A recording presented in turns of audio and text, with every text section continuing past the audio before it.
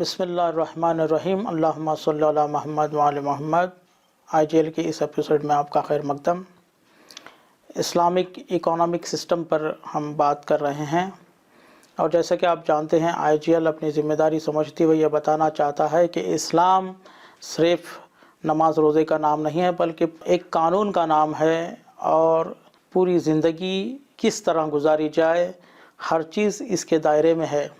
और इसके अंदर सिस्टम्स हैं, जैसे इस्लामिक इकोनॉमिक सिस्टम है, मेडिसिन सिस्टम है, अदालती सिस्टम है, जुडिशल सिस्टम जिसको कहेंगे।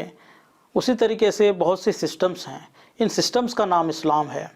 तो मेडिसिन सिस्टम पर को वीडियो बना रहे हैं हम, और अभी इकोनॉमिक सिस्टम पर।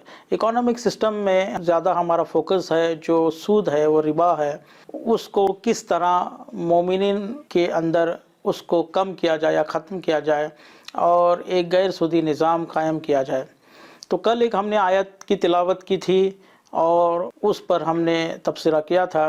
आज एक दूसरी आयत हम लेंगे कुरान की, सूरह बकरा की आयत नंबर 276।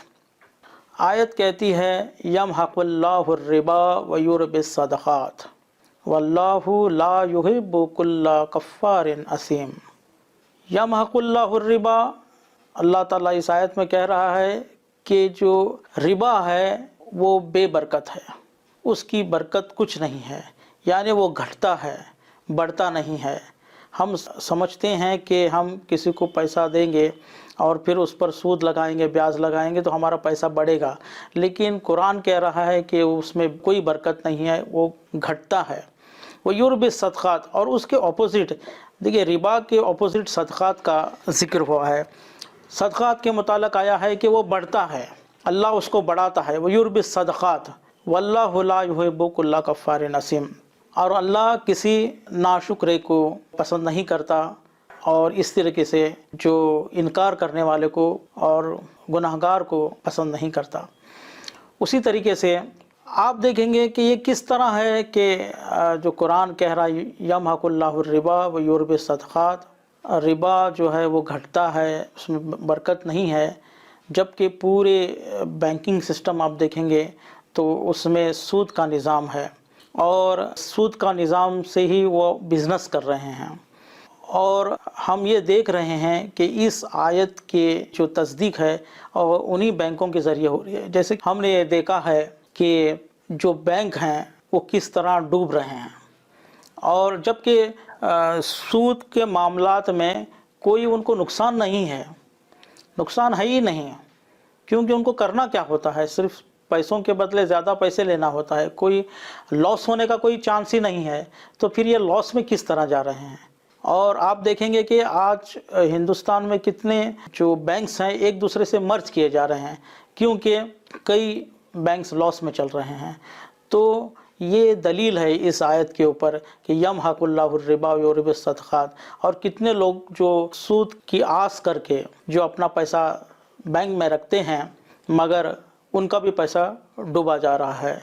और दूसरी तरफ हम देखते हैं कि अल्लाह कह रहा है युरबिस सदक़ात, सदक़ात बढ़ता है।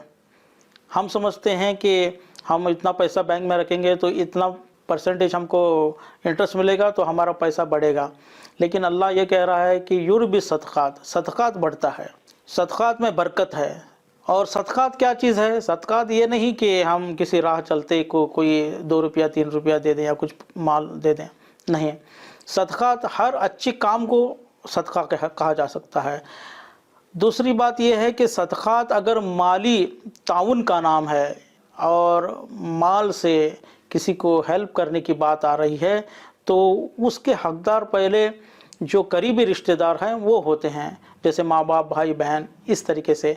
तो उनको हम माली मदद पहुंचाना या उनको कर्ज़ हसना देना, कर्ज़ हसना पर भी बात होगी, उसकी भी आयत हम लेकर बात करेंगे कि वो क्या है और पूरा तफसीरा।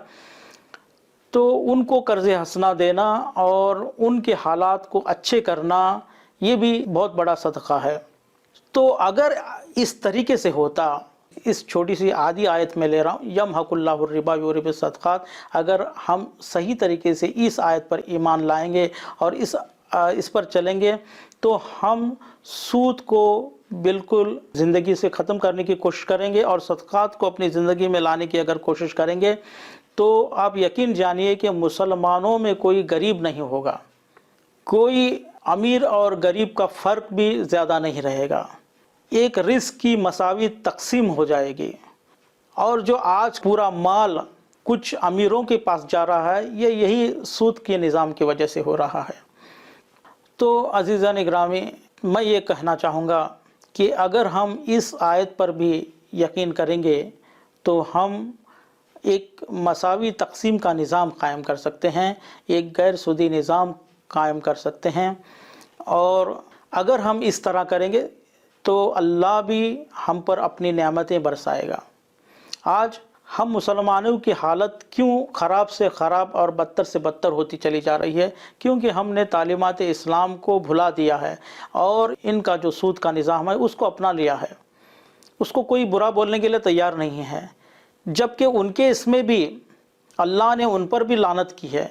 अल्लाह ये भी कह रहा है कि अगर वो, एक आयत है सूरह माइदा में आयत नंबर 66, आयत कहती है वलो अन्नहुम अकामुत तौरात वल इंजीला वमा उनजिला इलैहिम मिर रब्बिहिम, अगर ये तौरात में जो कुछ कहा गया है और इंजील में जो कहा गया है उस पर सही तरीके से अमल करते, यानी सूद का निज़ाम ख़त्म करते, सूद नहीं लेते, तो लअकलू मिन फ़ौक़िहिम व मिन तहती अर्जुलिहिम, तो यकीनन लाम ताकीद है यहाँ पर, लअकलू, वो खाते उनके ऊपर से भी और उनके पैरों के नीचे से भी, यानी अल्लाह की रहमत उनके ऊपर बरसती, ऊपर से भी नीचे से भी। तो यही अगर हम आयत को समझने की कोशिश करेंगे, अगर मुसलमान भी इसी तरीके से जो अपने हमारा कुरान है उसमें जो निज़ाम बताया गया है उस पर अमल करेंगे तो अल्लाह हमारे ऊपर भी इनामात और रहमत अपनी बरसाएगा और हमारी हालत बदल सकती है। तो अज़ीज़ान ग्रामी, हम आगे चलकर एक गैर सूदी निज़ाम के ऊपर बात करने वाले हैं, एक ऐसे बैंकिंग सिस्टम पर भी बात करेंगे आगे चलकर जिसमें सूद ना हो। आप हमारे एपिसोड देखते रहिए और हमसे जुड़ने के लिए शुक्रिया।